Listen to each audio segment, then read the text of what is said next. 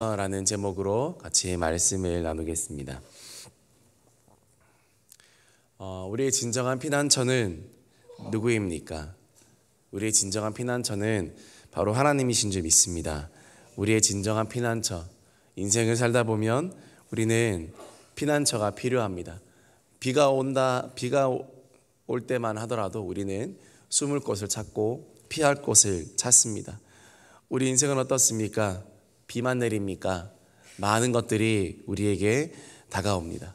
그럴 때마다 우리는 우리의 피난처 되신 주님께 나아가야 되고, 그런데 신실하신 주님께서는 여호와를 나의 피난처로 삼는 자에게 하나님께서 주시는 많은 좋은 것들이 있다고 그렇게 말씀하셨습니다. 그것을 오늘 함께 살펴보기를 원합니다. 먼저 첫 번째로, 여호와를 나의 피난처로 삼으면 안전하게 됩니다. 10절에서 12절 말씀입니다. 제가 다시 한번 읽어드리겠습니다. 화가 내게 미치지 못하며 재앙이 내 장막에 가까이 오지 못하리니 그가 너를 위하여 그의 천사들을 명령하사 내 모든 길에서 너를 지키게 하심이라. 그들이 그들의 손으로 너를 붙들어 발이 돌에 부딪히지 아니하게 하리로다. 하나님이 나의 피난처 되신다는 것을 인정할 때 화가 우리에게 미치지 못합니다. 여기서 화는 나를 멸망시키는 악의적인 그런 재난을 의미합니다. 목적이 순전히 100% 나를 멸망시키려고 하는 그런 재앙을 의미합니다. 하나님을 피난처로 삼는 자들에게 이런 것은 없다는 것입니다. 역경과 고난은 있을 수 있습니다. 그러나 하나님을 피난처로 삼는 자들에게는 그런 역경과 고난이 나를 멸망시키고 또 파괴시키기 위함이 아니라 나를 예수님의 형상으로 빚어가고 또 하나님의 사랑과 하나님의 은혜의 능력을 경험케 하기 위해서, 그래서 그런 것들을 허락하실지언정 나의 인생을 망가뜨리고 나를 파괴하고 나를 멸망시키려고 하는 순도 100%의 재앙, 그런 재난은 우리에게 올 수 없다는 것입니다.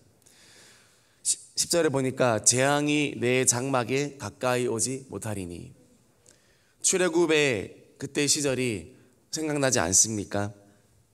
출애굽 당시 애굽에서 있었던 애굽의 10가지 재앙을 한번 생각해 보십시오. 여호와의 재앙이 애굽의 모든 백성과 애굽의 모든 집에 임하였습니다. 그러다 하나님의 백성들이 머무르는 그 고센 땅에는 어느 것 하나도 임하지 않았습니다.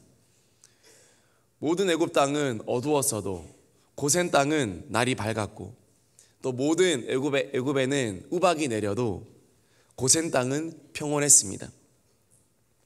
왜냐하면 그 고센은 하나님이 지켜주시는 영역이었기 때문에 그렇습니다. 고센 땅은 하나님의 땅이었습니다. 우리 애굽의 땅을 너무 좋아하지 않기를 소망합니다. 화려하고 또 우리의 이목을 주목시키고 많은 재미있는 것들이 있는, 볼 것들이 있는 문명이 발달한 그 곳 바로 애굽입니다. 그러나 하나님은 없는 곳입니다. 하나님의 통치와는 상관이 없는 곳입니다. 오늘날의 이 세상의 한복판에서 우리는 영적인 고센 땅을 향하여 나아가야 됩니다. 이스라엘 백성들이 머무르며 재앙을 피해가고 그리고 하나님의 보호를 받는 그곳입니다. 그곳은 어디일까요? 바로 교회인 줄 믿습니다. 하나님의 사람들의 공동체인 줄 믿습니다. 하나님의 통치가 이루어지는 장소고 또 주님의 날개 그늘 아래에 피하는 그곳인 줄 믿습니다. 그곳에 거할 때 하나님께서는 우리를 지켜주시고 우리와 함께 하시겠다고 그렇게 말씀하십니다. 또 11절 12절에 어떻게 나와 있습니까? 그가 너를 위하여 그의 천사들을 명령하사 내 모든 길에서 너를 지키게 하심이라. 그들이 그들의 손으로 너를 붙들어 발이 돌에 부딪히지 아니하게 하리로다.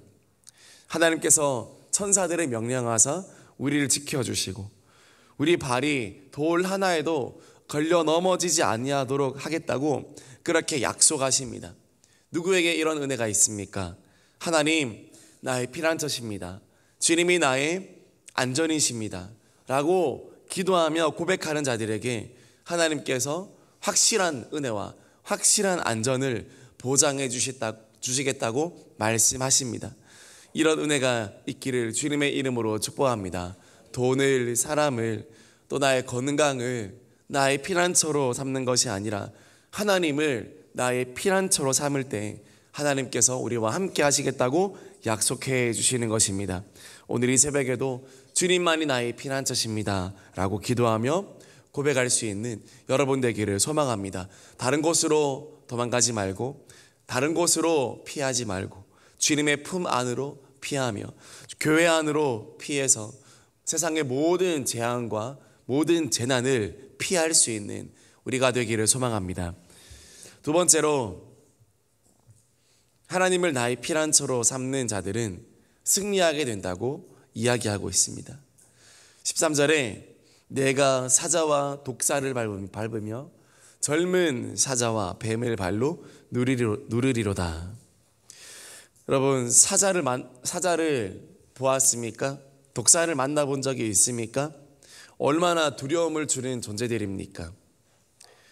웬만한 사람들은 맞서 싸우지도 못합니다. 영적으로 보면 이들은 믿는 자들을 해하려는 그런 것들입니다. 젊은 사자, 독사, 뱀들입니다. 영적인 핍박자요, 박해자요, 또 유혹하는 자들이라고 할 수 있습니다. 우리 힘으로는 이겨낼 재간이 없습니다. 누가 사자와 싸워 이기겠습니까? 누가 독사와 맞서려고 하겠습니까? 하지만 하나님은 오래전부터 승리를 약속해 주셨습니다. 우리 창세기 3장 15절 말씀 우리 같이 읽겠습니다. 내가 너로 여자와 원수가 되게 하고 내 후손도 여자의 후손과 원수가 되게 하리니 여자의 후손은 내 머리를 상하게 할 것이요 너는 그의 발꿈치를 상하게 할 것이니라 하시고, 여자의 후손은 내 머리, 뱀의 머리를 상하게 하겠다, 그렇게 약속하십니다. 로마서 16장 20절 말씀도 우리 같이 읽겠습니다. 평강의 하나님께서 속히 사단을 너희 발 아래에서 상하게 하시리라. 우리 주 예수의 은혜가 너에게 있을지어다. 아멘. 사단을 너희 발 아래에 상하게 하시리라. 원수들을 우리의 발 아래 상하게 하실 것이라고 약속하셨습니다.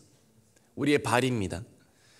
성경에서 발은 가장 허물이 많은 곳입니다.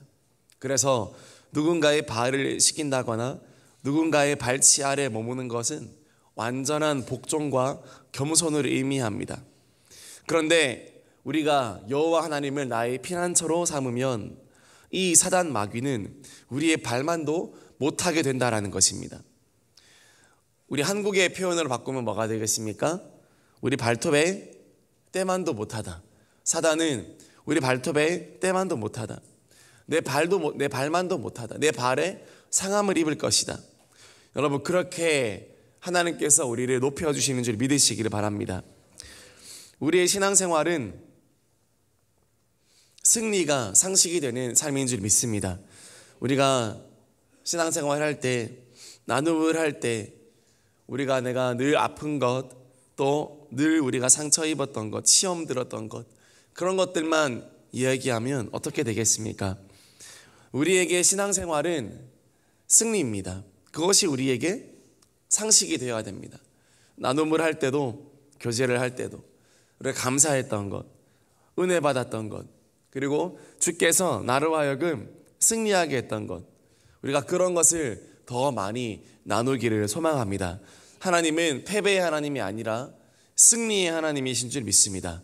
우리도 성도 간에 승리했던 것 더 깊이 나누고, 그래야 영적인 활기가 돋고 또 힘이 생겨납니다. 교회는 병원이기도 하지만, 그러나 교회는 또 전투 기지입니다. 군대가 모두, 여러분, 병사들이 목발을 짚고 다니면 어떻게 되겠습니까? 물론 병원도 있습니다. 그러나 군대는 강건합니다. 씩씩합니다. 아프지 않습니다. 언제든지 총 들고 나가서 싸울 수 있습니다. 승리가 상식이 되는 삶인 것입니다. 우리 교회가 병원이 아니라 주님의 강한 군대가 되기를 주님의 이름으로 축복합니다. 많은 아픈 사람들, 많은 환자들도 교회에 와야 됩니다. 그러나 거기서 머무르면 안 됩니다. 많은 교회에서 이제 돌봄을 시작하려고 합니다. 귀한 일입니다. 돌보는 것, 연약하고 아프고 갈 데 없는 친구들을 돌보는 것. 그러나 우리 교회를 생각하면 우리 교회는 이미 돌봄을 넘어섰다. 이제 돌봄을 넘어서서 정말 그리스도의 군대와 하나님의 군사를 키워내는 단계에 있구나 생각할 때 감사하지 않을 수 없습니다. 우리는 그 자리에서 머무르는 삶이 아니라 나아가서 주님의 나라를 확장하는 영적인 능한 군대로 우리가 모두가 자라나야 될 줄 믿습니다. 그래서 우리 교회가 받는 훈련도 또 우리 다음 세대가 받는 훈련의 강도도 다른 교회에 같지 않은 것입니다. 그냥 돌보는 수준이라면 새벽기도 안 나와도 됩니다. 그러나 우리는 그런 수준이 아니라 영적으로 싸워서 이기고 유혹을 이기고 또 하나님 나라 확장하는 그런 영적인 장교들로 길러내기 위해서는 새벽도 깨우고 저녁도 깨우고 말씀도 양보 없이 순종하고 그렇게 하나님 앞에 때로는 처절하게 훈련받으며 나아가는 것입니다. 강한 훈련만이 강한 군대를 만들듯이 강한 영적인 요구만이 강한 영적인 하나님의 사람들을 만들 수 있다는 것을 우리 다음 세대와 부모님이 기억하셔서 이 훈련에 조금이라도 고삐 늦추지 않고 잘 감당해서 하나님께 귀하게 쓰임받기를 소망합니다. 승리가 상식이 되려면 편안하게 있어서 안 됩니다. 강도 높은 훈련이 있어야 승리가 상식이 됩니다. 그렇지 않으면 날마다 패배일 뿐입니다. 오늘의 고된 훈련은 여러분 내일의 승리인 줄 믿습니다. 그것을 믿으시며 오늘도 기도하기를 소망합니다. 그것을 믿으시며 우리 자녀들을 더 내몰아가시기를 소망합니다. 더 코너로 몰아가십시오. 그럴 때 하나님께서는 우리의 모든 것들을 지켜보시고 우리에게 승리로 응답하여 주실 줄 믿습니다. 세 번째로 하나님을 나의 피난처로 삼는 자에게는 하나님께서 건짐받고 또 높아지게 하시는 은혜가 있게 될 줄 믿습니다. 시편 91편 14절 보면 하나님이 이르시되 그가 나를 사랑한즉 내가 그를 건지리라. 그가 내 이름을 안즉 내가 그를 높이리라. 하나님을 사랑하면 하나님이 건지시고 하나님이 높여주십니다. 성경에 많은 인물이 이렇게 살았습니다. 요셉도 그랬고 다니엘도 그랬고 그리고 다윗도 그랬습니다. 뜻을 정하고 하나님을 사랑하니까 하나님이 건져주셨고 그리고 높여주시기까지 했습니다. 하나님은 우리를 높여주십니다. 시편 18편 33절 말씀에 나의 발을 암사슴 발같게 하시며 나를 나의 높은 곳에 세우시며 베드로전서 5장 6절 말씀에 그러므로 하나님의 능하신 손 아래에서 겸손하라. 때가 되면 너희를 높이시리라. 하나님의 능하신 여러분 손 아래에서 겸손하기를 소망합니다. 누가 겸손합니까? 누가 나를 낮출 수 있습니까? 하나님이 능력 많으시다. 하나님은 내 아버지는 능력이 많으신 하나님이야. 그렇게 생각하는 사람은 항상 겸손할 수 있습니다. 그런데 누가 교만합니까? 누가 자기를 자꾸 높이려고 합니까? 하나님은 능력이 없어. 하나님은 나에게 좋은 것을 줄 수 없는 분이야. 하나님은 무능해. 이렇게 생각하는 사람은 누군가 자기를 높여줄 사람이 없기 때문에 내가 나를 높입니다. 늘 교만합니다. 그것은 곧 하나님을 무능한 하나님으로 치부하는 것입니다. 그러나 능력 있는 하나님이라 생각하는 사람은요 늘 겸손할 수 있습니다.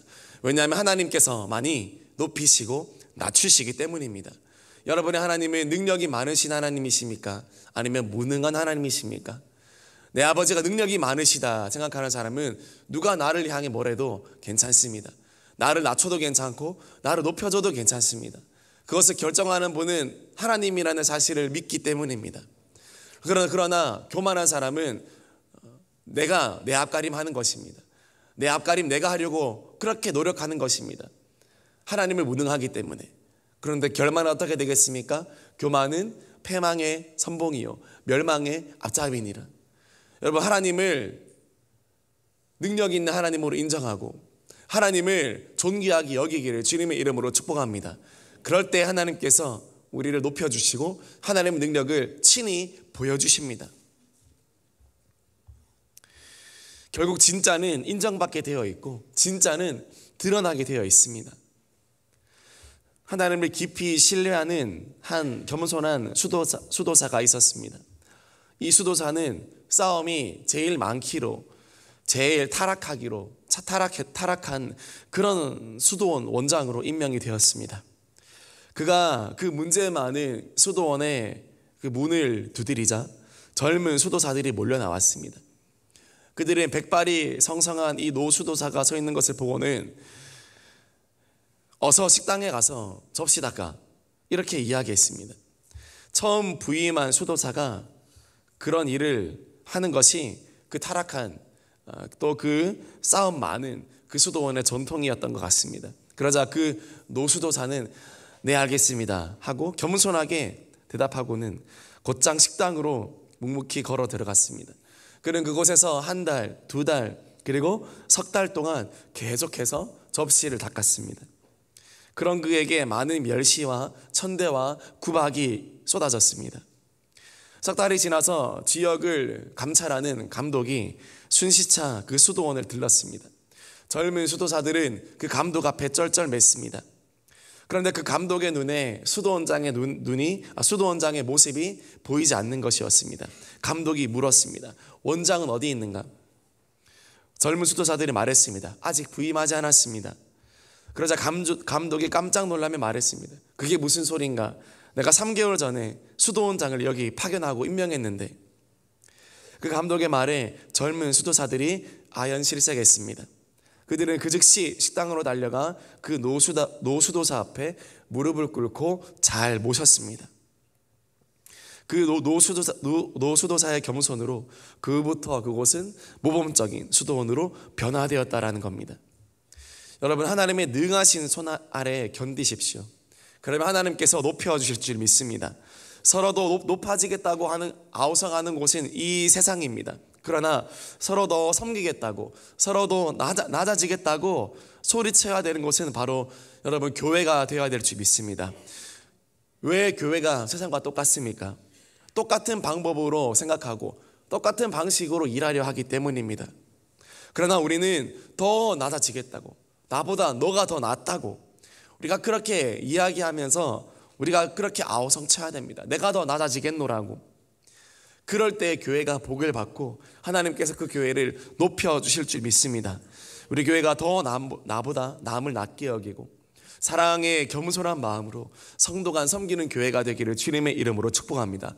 그것이 하나님을 능력 있는 하나님으로 인정하는 우리의 삶의 태도가 되는 것입니다. 그럴 때 하나님은 저도 높여주시고 여러분도 높여주시고 우리 교회도 높여주시는 은혜가 있게 될 줄 믿으시기를 바랍니다. 마지막 네 번째로, 하나님은 나의 피난처로 삼으면 응답받게 되는 은혜가 있습니다. 시편 91편 15절 말씀에 그가 내게 간구하리니 내가 그에게 응답하리라. 그들이 환난 당할 때 내가 그와 함께하여 그를 건지고 영화롭게 하리라. 하나님을 나의 피난처로 삼는 사람은 하나님께 간구하게 되어 있으며 하나님께 간구하는 사람들에게는 하나님의 응답을 받게 된다고 약속합니다. 믿지 않는 사람들은 응답을 우연의 일치로 보지만 우리가 기도하기를 멈추면 신기하게도 그 우연도 멈춘다는 사실은 잘 알지 못합니다. 우리가 구하고 우리가 기도하면 반드시 응답하시겠다고 성경은 이야기합니다. 마태복음 7장 7절 말씀 우리 같이 읽겠습니다. 구하라 그리하면 너희에게 주실 것이요 찾으라 그리하면 찾아낼 것이요 문을 두드리라 그리하면 너희에게 열릴 것이니. 구하라 찾으라 두드리라 그러면 열리게 될 것이라고 이야기합니다. 요한복음 16장 24절 말씀 같이 읽겠습니다. 지금까지는 너희가 내 이름으로 아무것도 구하지 아니하였으나 구하라 그리하면 받으리니 너희 기쁨이 충만하리라. 구하라 그리하면 받으리니 너희 기쁨이 충만하리라. 요한복음 15장 7절 말씀 읽겠습니다. 너희가 내 안에 거하고 내 말이 너희 안에 거하면 무엇이든지 원하는 대로 구하라 그리하면 이루리라. 구하라. 그리하면 이루게 될 줄 믿습니다. 우리가 기도 왜 합니까? 우리가 왜 기도합니까? 기도의 목적은 바로 응답받기 위함인 줄 믿습니다. 응답받는 기도는 왜 해야 됩니까? 응답받으면 하나님이 영광 받으십니다. 그리고 응답받으면 내 안에 하나님이 살아계셔서 역사하신다는 더욱 뚜렷한 확신을 얻게 되기 때문입니다. 그래서 응답받는 삶은 우리로 하여금 계속해서 기도하게끔 만듭니다. 기도가 왜 무력합니까? 기도가 왜 재미가 없습니까? 기도가 왜 하기 싫습니까? 응답받아 본 적이 없기 때문입니다. 오늘부터 응답받기를 몸부림치며 기도하기를 소망합니다. 응답받으면 하나님이 살아계시다는 게 확실하게 경험되는 것입니다. 그리고 더욱 큰 응답을 바라며 기도하게 되는 것입니다. 주님 앞에 강청하며 기도하기를 소망합니다. 주님께 강청한다는 말은 교양 있는 기도가 아닙니다. 때로는 민폐를 끼치는 기도입니다. 때로는 주님께 조르고 주님을 못 살게 군다는 뜻입니다. 감히 어떻게 내가 주님을 못 살게 굴고 주님께 민폐를 끼칠 수 있습니까? 단 하나 허락한 것이 있습니다. 그게 바로 기도입니다. 기도에서만큼은 제약이 없다라는 사실입니다. 기도에서만큼은 하나님은 아무런 제약을 두지 않으시고 나를 못 살게 하고 때로는 나에게 민폐를 끼쳐도 기도에서만큼은 괜찮다. 그렇게 하나님이 열어놓으신 것입니다. 한번 해봐라. 한번 기도해봐라. 내가 어떻게 역사하는지 보여주겠다. 내가 어떻게 응답하는지 보여주겠다. 그렇게 약속하신 것이 바로 여러분 기도인 줄 믿으시길 바랍니다. 기도에서만큼은 제약을 두지 말고 기도에서만큼은 구하기를 소망합니다. 그 어떤 기도의 소원도 여러분 하나님께 큰 기도 제목은 없습니다. 우리가 아무리 생각하는 큰 기도 제목도 하나님 보시기에는 지극히 작은 것이기 때문에 여러분 안심하고 하나님께 구하시기를 소망합니다. 안심하고 주님께 구하기를 소망합니다. 주님님 응답 못하면 어떡하지? 내 기도 제목이 너무 커서 내 기도가 너무 커서 하나님 응답을 못해주면 어떡하지? 여러분 그런 생각은 접어두기를 소망합니다. 하나님은 능력의 하나님인 줄 믿습니다. 기도하면 응답하여 주시는 줄 하나님이신 줄 믿습니다. 어떤 기도 제목들이 있습니까? 끝까지 기도하기를 주님의 이름으로 축복합니다. 그러면 하나님께서 응답으로 여러분에게 역사하시고 응답으로 여러분에게 사인을 주실 줄 믿습니다. 말씀 마무리하겠습니다. 여러분 하나님을 나의 피난처로 삼는 자들에게는 하나님께서 안전하게 하시고 그리고 우리로 하여금 승리하게 하시고 그리고 건진받고 높아지게 해주시고 그리고 응답받게 해주시겠다고 약속하셨습니다. 오늘도 이 새벽에 주님이 나의 피난처십니다. 주님만이 나의 능력이십니다. 주님만이 나의 안전이십니다. 주님 내가 갈 곳이 없습니다. 주님의 날개 그늘 아래 내가 숨겠습니다. 그렇게 기도하십시오. 그렇게 피하십시오. 그러면 하나님께서는 너가 나를 피난처로 삼았구나. 내가 너에게 이것을 주고 저것을 주고 이것 또한 더하리라. 그렇게 많은 축복들을 허락하여 주실 줄 믿습니다. 이 시간 기도할 때 하나님의 놀라운 능력과 은혜를 얻는 이 시간 되기를 주님의 이름으로 축복합니다. 우리 같이 기도하겠습니다.